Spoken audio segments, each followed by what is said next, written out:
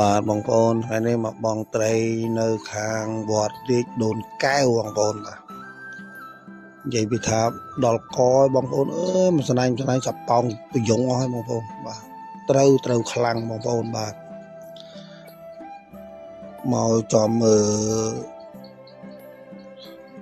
ដល់ធីមបងត្រីបាទដល់កបងប្អូនអើយមិនស្នាញ់និយាយពីនេះបាទមានលោកអ៊ំម្នាក់ក៏ហៅឧបរាជបាទអូចាំមើលគាត់ដល់កបងប្អូនមកស្នាញ់ប៉ោងយងគាត់យកទៅត្រីទុកផ្ទះនោះមួយសាហើយបាទមួយសាមួយធុងហើយឥឡូវចិត្តពេញធុងទៀតហើយនោះគាត់បាទមួយចំណោមហ្នឹងគាត់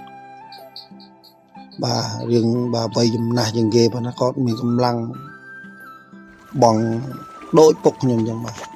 ពុកខ្ញុំក៏បាទគាត់ចំណាស់ដែរបាទគាត់ចូលចិត្តបាទគាត់ចូលចិត្តបងនេះបងប្អូនមើលនេះដល់មនុស្សបាទនេះប៉ុណ្នេះមនុស្សតិចបងប្អូនចាំមើលល្ងាចតិចទៀតបងប្អូនអូយនិយាយពីមនុស្សលងកកពេញអាកន្លែងមុខសំណងហេវបាទ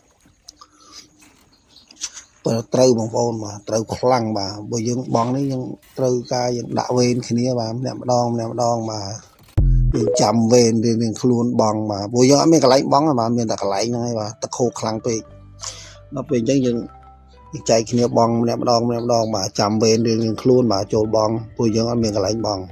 ទៅក្រោមនោះបាទមានទៅក្រោមនោះបានប្រហែលជា4 5នាក់ដែរបាទបើទឹកខូខ្លាំងពេកបងអត់បានមានតែប្រឡោះនេះបាទបងម្នាក់ម្ដងបាទអញ្ចឹងគេមើលតាមដាន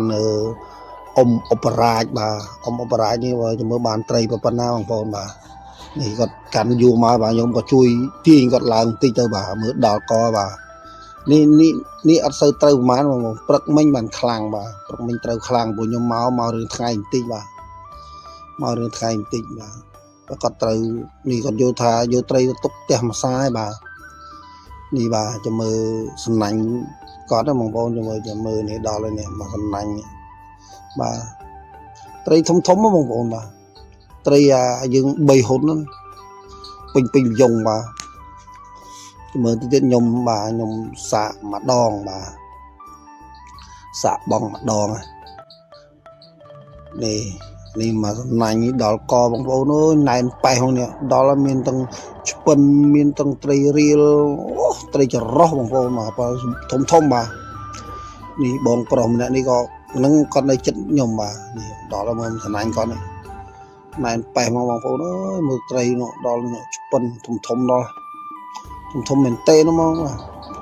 ត្រីល្អបងកាឡា3នេះបាទដាក់មកត្រីល្អមើលឡើងពីលើដល់ក្រោមណែនប៉ែ